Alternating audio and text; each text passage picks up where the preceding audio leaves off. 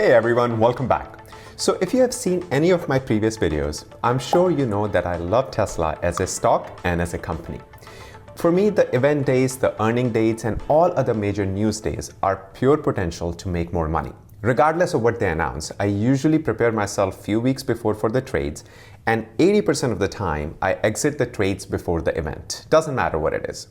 So in this video, I'll walk you through what I have done in the past and what I'm planning to do right before and after the earnings announcement. Let me share my screen and let's look at it together. But after watching the video, if you think you got something out of it, then please do smash or hit or click the like button and subscribe, as it does help a lot for this video to go to more Tesla lovers.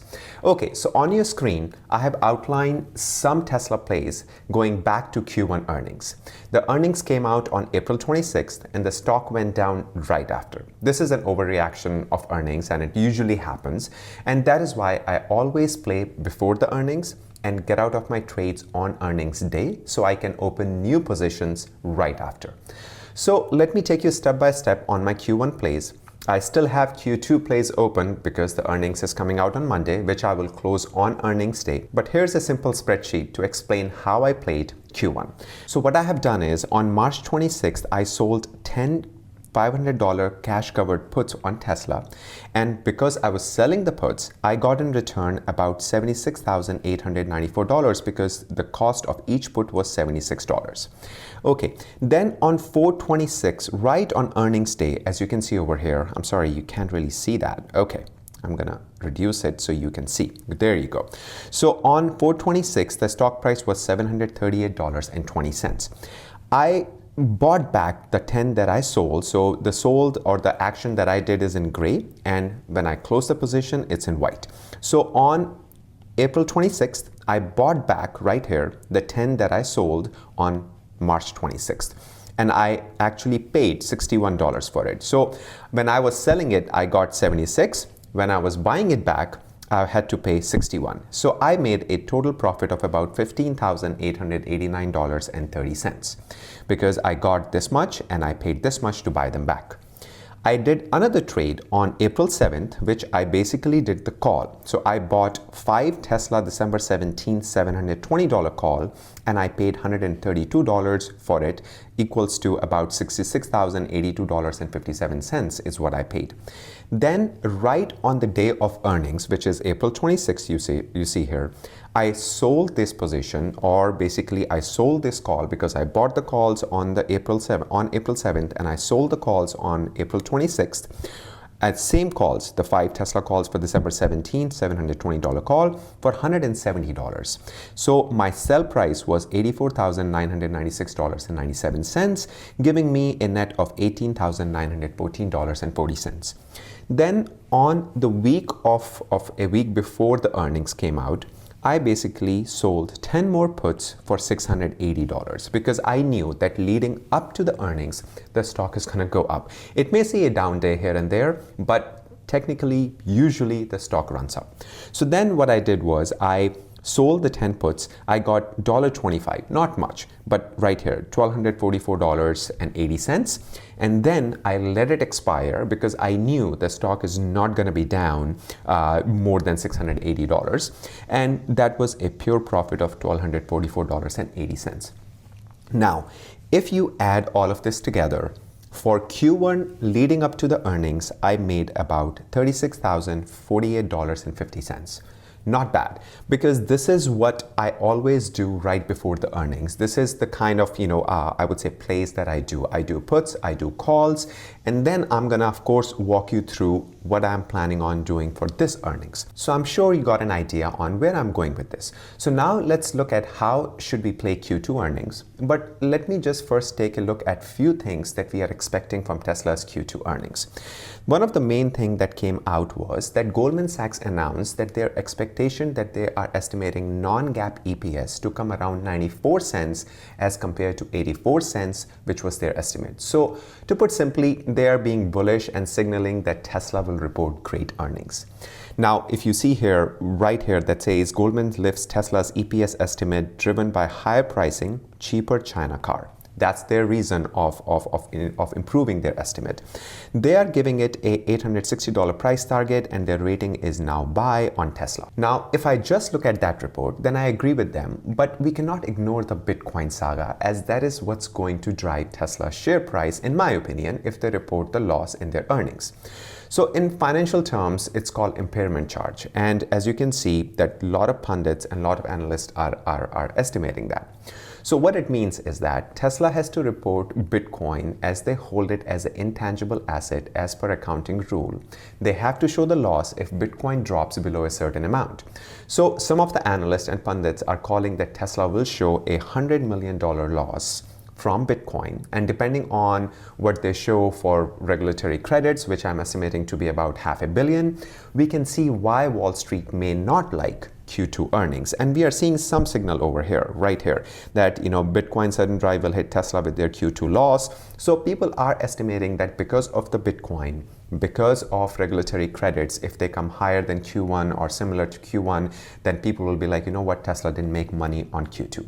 So if you see and read one report, which is from Goldman Sachs, you can see that Tesla will go up after the earnings. But if you look at Bitcoin, the regulatory credits, and few other things, then Tesla might give a weaker Q2. Regardless, it's all music to my ears, and let me explain you how. So let's say that Tesla reported earnings and beat all estimates, then the stock will be high the next day. You agree? Yes. I'll play that as an opportunity to get out of my calls that I have, making the most, because the spike will be for a few days, and with another bad news for the market or a red day for the market, Tesla will get rid of some gains. Let me explain you how. So what I have done is, and I always do, is that I'm going to, on your screen, point out these different plays. One, and then let me just change the color quickly here to kind of show you two. Right here. Okay, pay attention to this. So I have these two positions right here, which are basically for December 2021. And I have two $580 call, which I'm up almost 29.52%. And I have sold December $500 puts, which I'm up about 51%. So if Tesla report beat in their earnings and stock goes up, these two will be high drastically the second day or the day after, because the stock will be high. The higher the stock goes, the more percentage I gain on these two positions. That day will be perfect for me to get out of these to make the most, because again, I'm not waiting for that bad news to hit. No, I'm taking advantage of that spike in the stock price because of the earnings, because we know that after a while it's going to cool down and Tesla may give up some gains. So that's why I'm going to get out of these two positions. Now the green one right here, these have already expired on July 23rd, and I took a screenshot on July 23rd. So what I did was, I knew that leading up to the Q2 earnings, the stock is going to go up. So 2 weeks before, I sold these three positions: $20,470 cash covered puts, $2,500 cash covered put, and $10,580 cash covered put. And I sold these by making almost 90% or 100%, because I let it expire on that day, to basically make most out of these open positions. So that's what I always do to play before. This was a before play. The green one is a before play leading up to. And then I'm I'm keeping these two play open for the next day, because I'm already up 50 or 30%. And these are long. These are in December, so they are not expiring next week or next month. So I have time on these, but I'm going to take advantage of that spike in the stock price, and I will basically make more money than I'm making right now if I were to sell these or close these positions on the day after a good earnings. Now, let's take a look at the second approach. And if they report a loss, then we know stock is going to take a hit. Awesome. And I'm sure all long-term investors love these days, because this is when we make real money. So what I'm going to do on that day, I'm going to sell more puts for a lower strike price. And I'm going to show you on your screen. So let's say that Tesla went down, or if Tesla dropped 10%, then I'm going to go ahead and sell 20% down from the price and sell those puts a few weeks out for a higher premium. So let's say that Tesla reported earnings, the earnings didn't come out right, and they dropped 10%. And to keep math simple, let's say that the stock goes down to $600. Okay.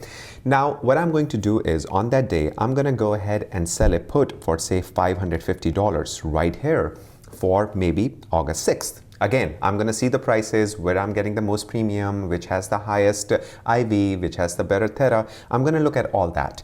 So then from there, I'm going to sell a $550 put for August 6th, because I know that if after a bad earnings, stock drop to 600, what is the probability that by August 6th, stock is going to go down another 10%? Very less. And we know that 540 is a very, very strong base support for Tesla stock.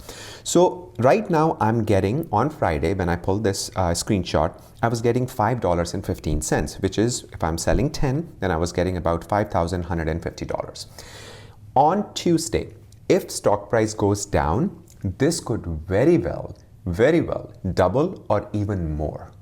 So basically what I'm getting, or for 5,000, for the same bet, I could get even 10 or even 12,000, because all of a sudden the stock is much closer to 550 again. So this is a real pure free money in my opinion, because again, if Tesla drops to 550, I don't mind owning 1,000 shares of Tesla at 550.